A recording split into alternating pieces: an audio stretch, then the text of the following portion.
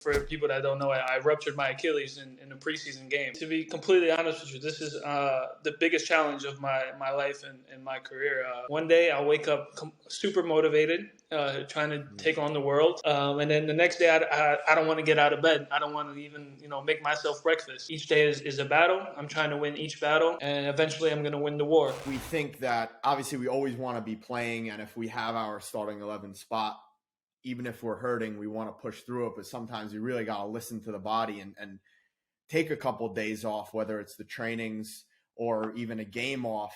So you miss out maybe on one game instead of missing out on like half the season or many games. So I think that's a great point that also that I'd love to point out to younger listeners is you really got to listen to your body. And obviously there are times you got to push, when you're sore and you're fatigued, you got to push. But when you do feel those sharp pains and, definitely consult like a physio and really listen to the body. I think that's massive.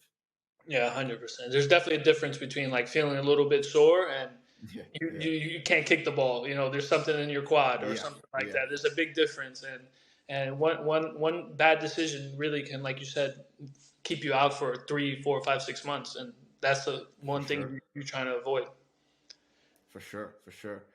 Yeah. With that being said, I know you're going through an injury right now.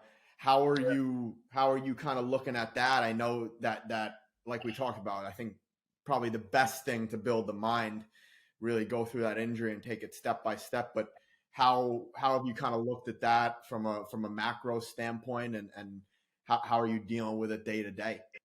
Yeah, no, honestly, to be completely honest with you, this is the biggest challenge of my life and my career.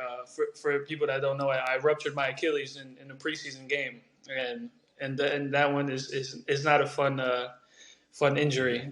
Everyone knows that, but to be honest, each day is completely different. One day I'll wake up super motivated, trying to take on the world.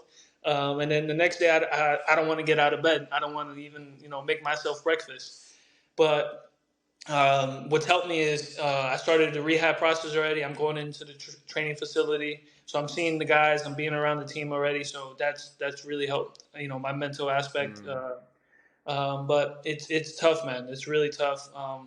And each day I'm just trying to, I'm looking at it as each day is a battle. I'm trying to win each battle.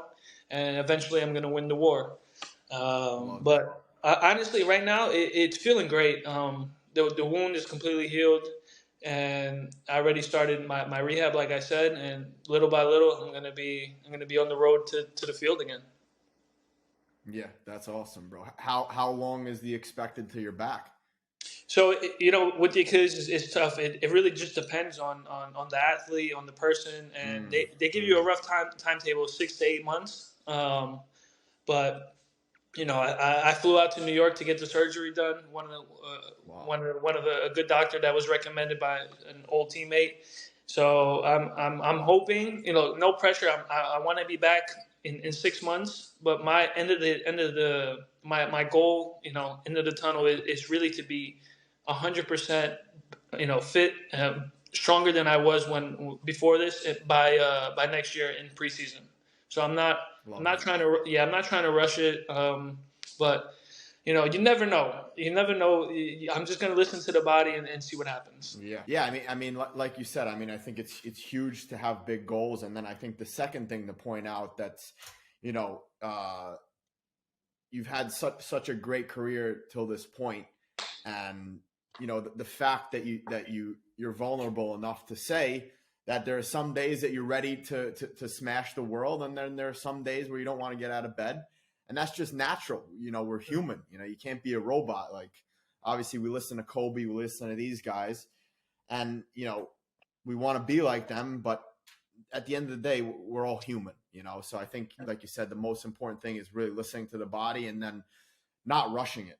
Especially, obviously the career you've had, at this point, but I think for the younger athletes, like, I think coming back from ankle sprains and stuff like this, we try to rush. I mean, I've done it myself. I'm not sure if you have, but, and then you come back to the field and it's like, you feel really good for that season, but then you start to see, wow, that ankle sprain led to this hip pain, or that ankle sprain led to this knee thing. So I think one thing that I wish I knew when I was younger is really do listen to the physio and the PT, because, you know, they know what they're doing.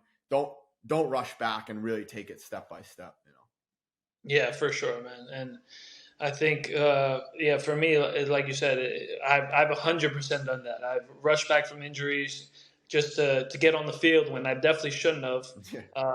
But you know, we're like you said, we're all human. We all want to play. We all want to be the best that we can be. But the number one thing is you have to listen to the people that know better than you. And you're never gonna. Exactly. You think you might know everything, but that's not the case. That's definitely not the case.